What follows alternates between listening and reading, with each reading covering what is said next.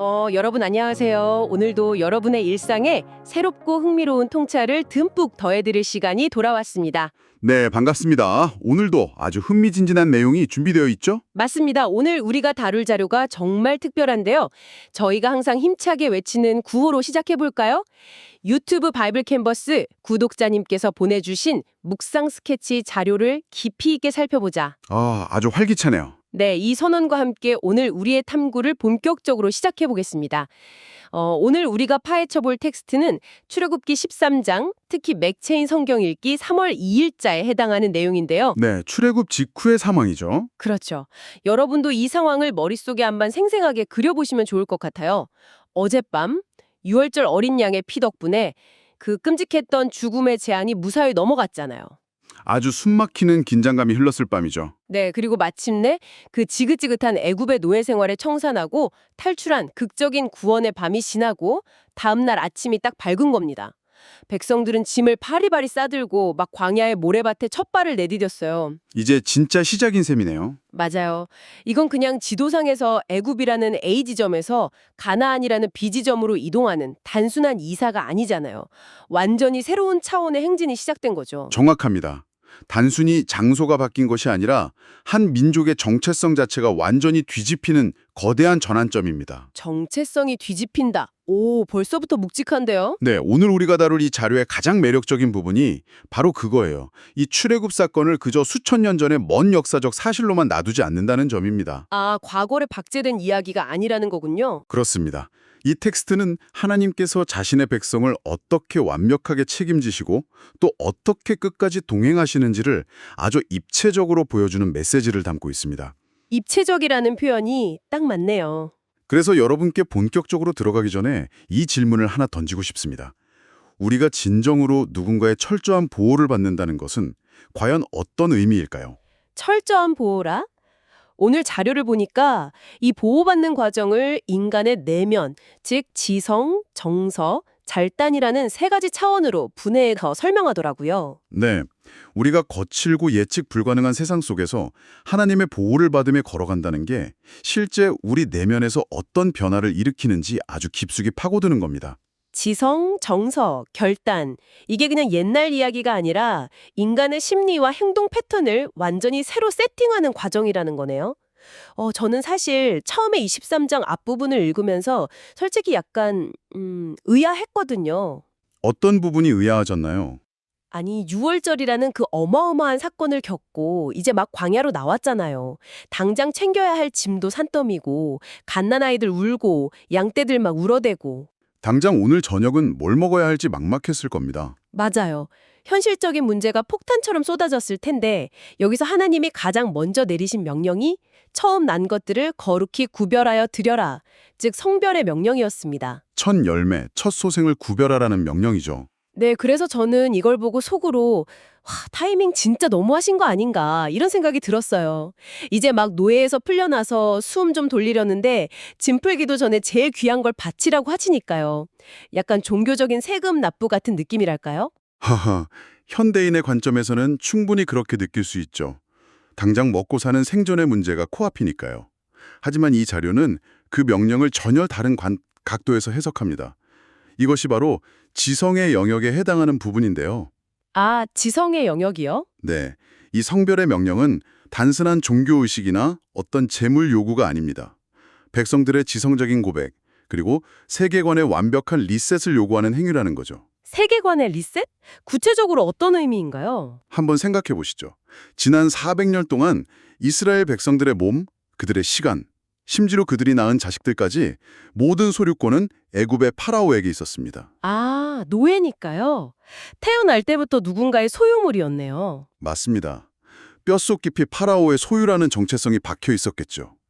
그래서 하나님은 광야에 첫 발을 내딛는 그 순간 가장 먼저 이 소유권 이전 등기를 명확히 하신 겁니다. 소유권 이전 등기 확 와닿네요. 처음 난 것을 드린다는 건 단순히 맞이를 바친다는 의미를 넘어서 애굽에서 건져내진 우리의 모든 생명과 소유가 이제는 파라오의 것이 아니라 오직 하나님의 것이라는 사실을 지적으로 명확히 고백하는 행위입니다. 머리로 먼저 완벽하게 인지해야 한다는 거군요. 그렇습니다. 신분이 완전히 바뀌었다는 사실을 지성으로 먼저 확고하게 확립하지 않으면 앞으로 펼쳐질 험난한 광야 생활에서 조금만 힘들어도 바로 과거로 회귀해버릴 테니까요. 아, 차라리 애굽 노예 시절이 좋았다. 이러면서요. 와, 듣고 보니 완전 뼈 때리는 통찰이네요. 너희는 이제 내 것이다 라는 그 소속감의 변화를 머리로 완벽히 이해하고 출발해라. 바로 그겁니다. 자, 그런데 이렇게 지성적으로 소유권을 쫙 정리하고 나서 진짜 행진을 시작하는데 여기서 또 하나의 엄청난 반전이 등장합니다. 바로 이스라엘 백성들이 걸어간 경로의 미스테리예요. 네, 아주 흥미로운 대목이죠. 여러분이 내비게이션을 켜고 낯선 목적지를 딱 찍었다고 가정해 봅시다. 당연히 톨게이트 비용이 좀 들더라도 뻥 뚫린 고속도로, 최단 시간, 최적 경로를 안내해 주길 기대하잖아요. 누구나 가장 빠른 길을 원하죠. 당시에도 애굽에서 가나안으로 가는 가장 빠르고 편한 직진 코스가 분명히 있었습니다.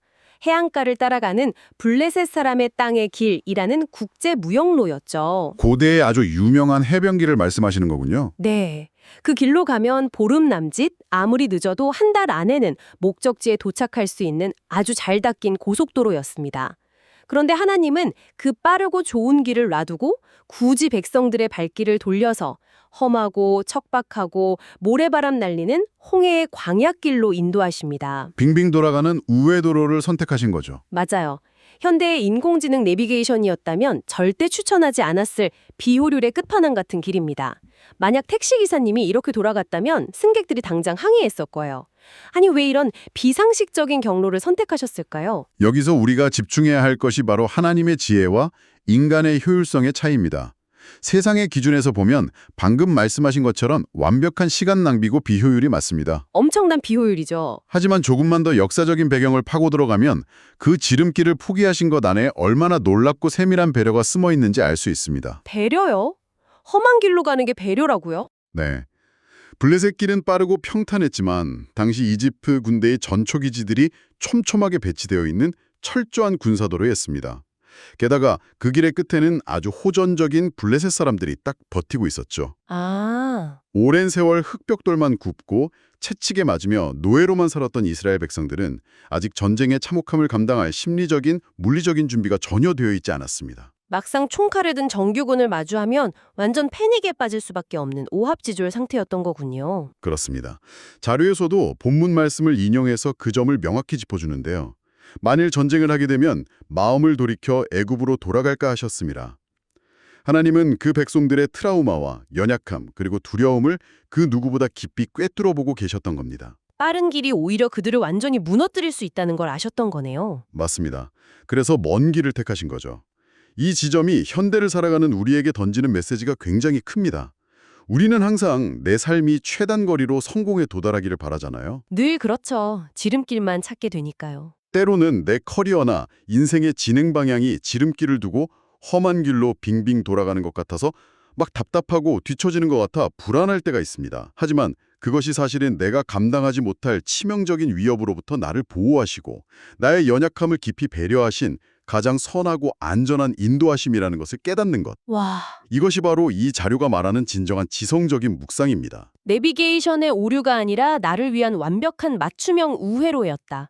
그렇게 생각하니까 지금 내가 걷고 있는 이 답답한 길도 완전히 다르게 보이네요. 시각이 완전히 달라지는 거죠. 자, 그럼 지성으로 나의 소속과 주님의 지혜를 깨달았으니 이제 두 번째 포인트인 정서의 영역으로 들어가 보겠습니다. 네, 감정과 마음의 영역이죠.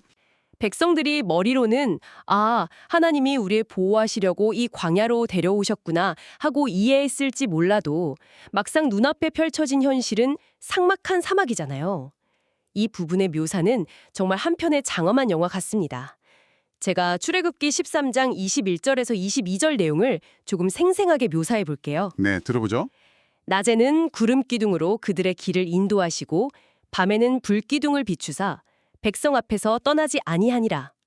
여러분, 중동의 광야가 어떤 곳인지 아시죠?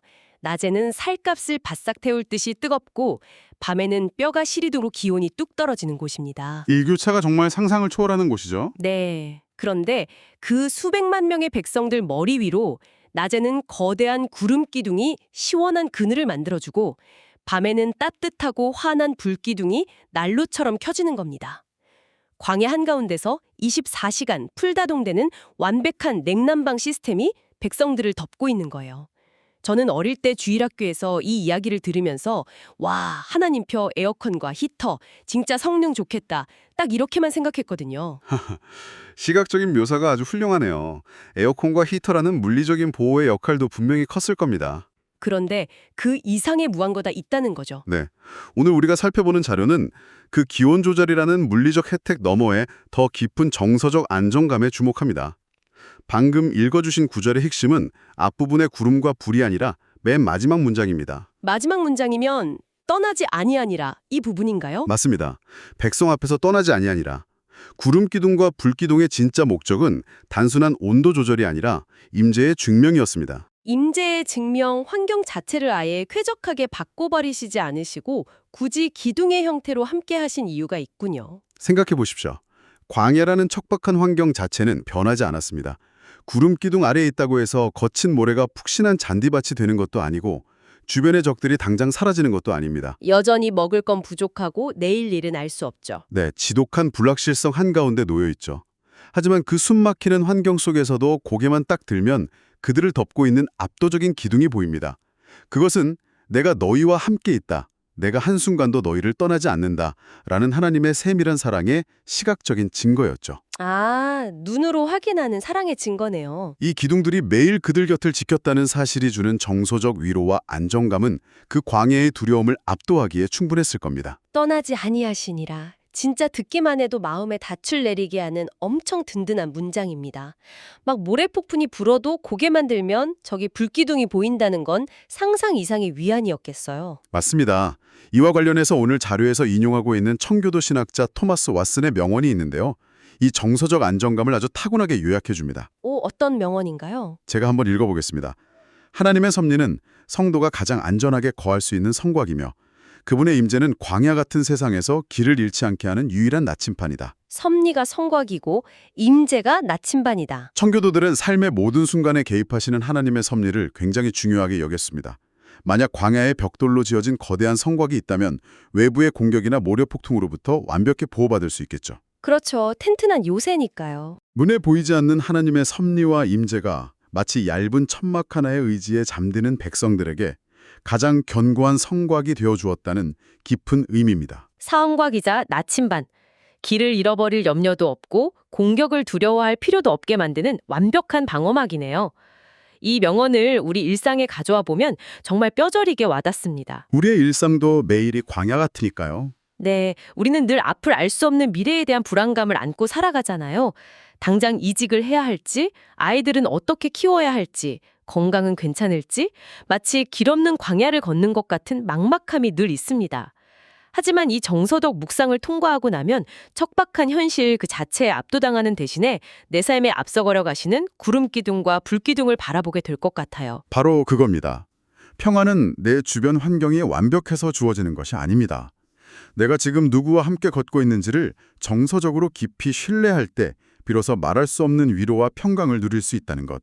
이것이 이 두 번째 포인트의 핵심이죠. 자, 지성으로 하나님의 인도하심을 깨달았고 정서적으로 그분의 인지 안에서 평안을 누렸습니다. 그렇다면 이제 진짜 광야를 걸어가는 매일매일의 삶, 즉 세 번째 포인트인 결단과 의지의 영역으로 넘어갈 차례인데요. 가장 실천적인 부분이죠. 네, 저는 사실 이 구름기둥과 불기둥 시스템의 실제 작동 방식을 찬찬히 뜯어보면서 아주 현실적인 약간은 삐딱한 문제 제기를 하나 해보고 싶어졌습니다. 삐딱한 문제제기요.